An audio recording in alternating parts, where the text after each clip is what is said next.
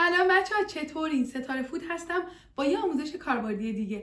امروز قراره بهتون یه تنقلاتی آموزش بدم که میتونید تو خونه هاتون درستش کنید و لذت ببرید. خیلی بهتر از چیپس و پفکیه که تو بازار هست و استفاده میکنید. برای این تنقلات شما نیاز دارید به برنج دانه بلند. این که میتونید با برنجای معمولی هم درستش کنید درسته، ولی با دانه بلند خیلی بهتره، چون قراره این برنجا خیلی پف بکنه و ترد و خوشمزه بشه که با برنجای معمولی خیلی اتفاق نمیفته. پس به این نکته خیلی دقت کنید.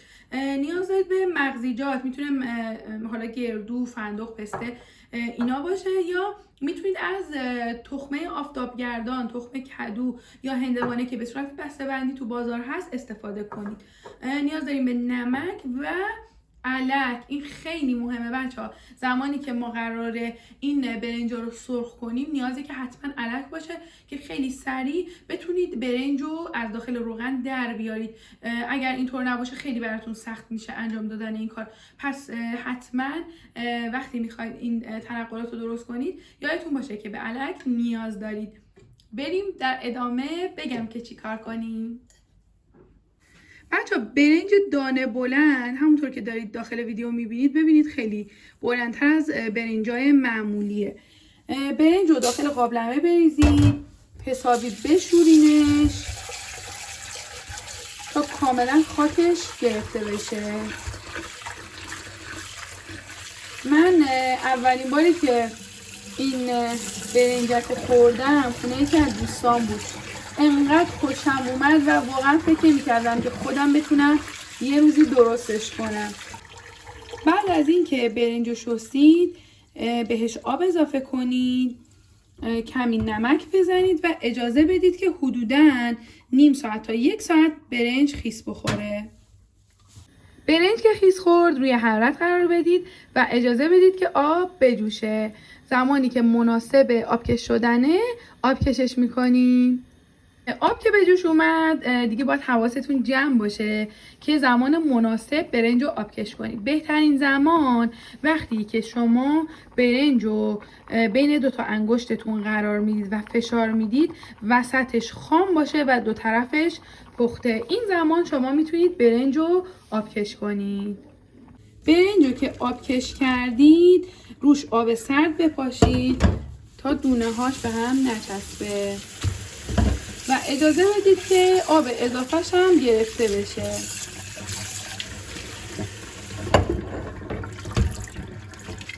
من یک کوچولو اینجوری تکونش میدم که دونه هاش اصلا باز بشه. آب برنج که کشیده شد داخل سینی فلزی پهنش کنید. بچه حتما ظرفتون باید فلزی باشه که بخواین روی بخاری یا روی شوفاژ قرارش بدید.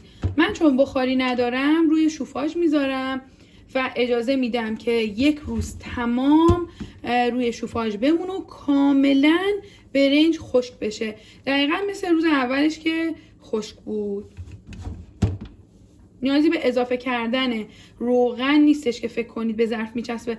برنج وقتی کاملا خشک بشه راحت از ظرف فلزیتون جدا میشه. این همون برنجه که تازه آب کشیدم و میذارمش روی شوفاژ تا کاملا خشک بشه. اینم برنجیه که دیشب درستش کردم. دقت کنید که کاملا خشکه.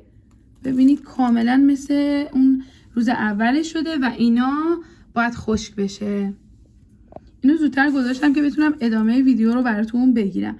الان این برنج مناسب درست کردنه، پس اینو برمیدارم. اون 2 تا میمونه که خشک بشه. دوستای عزیزم به این نکته خیلی دقت کنید. حرارت باید متوسط باشه، نه خیلی زیاد که باعث بشه روغن کدر بشه، نه خیلی کم که به هر حال باعث بشه که روغن خیلی زود داغ نشه. تابر رو روی گاز بذارید، روغن اضافه کنید و اجازه بدید که روغن کاملا داغ باشه. این نکته خیلی مهمه. خیلی ها اومدن همین برنجی که آموزش داده بودم و داخل اینستاگرام درست کردم، ولی خب همه نتیجه خوب نگرفتم و دلیلش هم تنها همین قضیه بود. زمانی که روغنتون کاملا داغ نشه و شما بیاین برنج رو بریزید، برنج به هیچ عنوان سرخ نمیشه. شما حتما باید برنجتون روغنتون داغ باشه. برای این کارم حتما تستش کنی. یه دونه از این برنج رو داخل روغن بندازید. اگر زود به سطح روغن اومد یعنی روغنتون داغ شده. این نکته رو دقت کنید. و اینکه یه چیز دیگه هم وجود داره، چون قراره از الک استفاده کنیم و این الک قراره داخل تابه بره و ما تکونش بدیم که برنج سرخ بشه، بهتره که از یه تابه فلزی یا حالا روی استفاده کنید. تابه‌ای که باعث نشه که اگر تفلون باشه شما بخواین این الک رو تکون بدید باعث بشه که کفش از بین بره. چون برای خودم اتفاق افتاد، گفتم بهتون بگم که شما هم این نکته رو دقت کنید تا مشکلی براتون پیش نیاد. من اجازه میدم کاملا روغن داغ بشه چون میدونم که هنوز داغ نشده.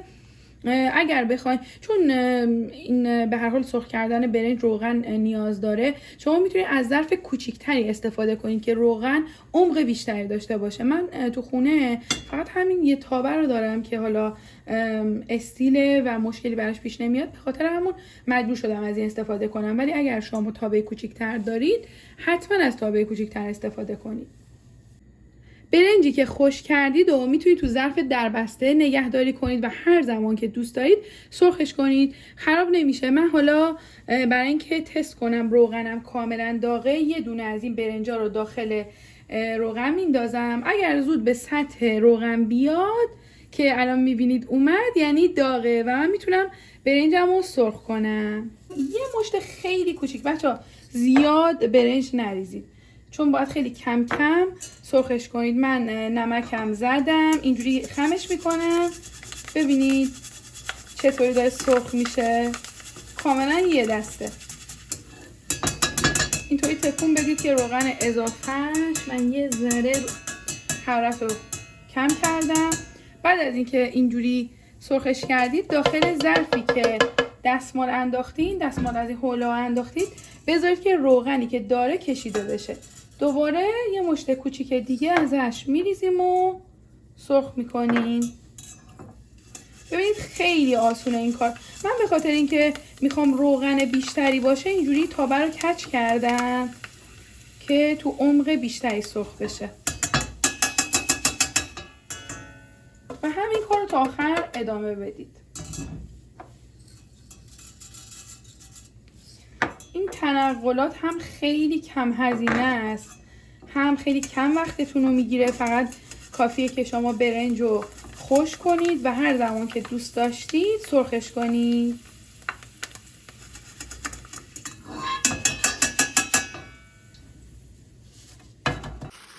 وقتی که دستمال زیر برنج میذارید روغنش گرفته میشه، ولی بازم میتونید به کمک دستمال به این حالت که میبینید روغن اضافهش رو بگیرید که برنجمون هیچ روغنی نداشته باشه. همون جور که دارید میبینید، ببینید هیچ روغنی نداره. حالا از مغزیجاتمون استفاده میکنیم و با برنج مخلوط میکنیم.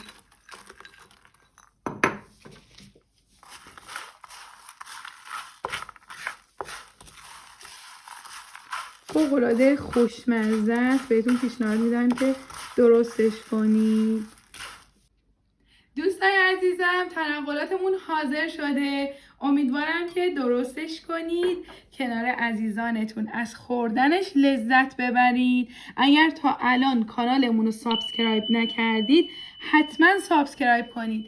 زنگوله رو هم فشار بدید که اگر آموزشی میذارم شما اولین نفر باشید که میبینید. ممنونم ازتون که تا آخر ویدیو همراه ما بودید. تا آموزش های دیگه، خدا نگهدار.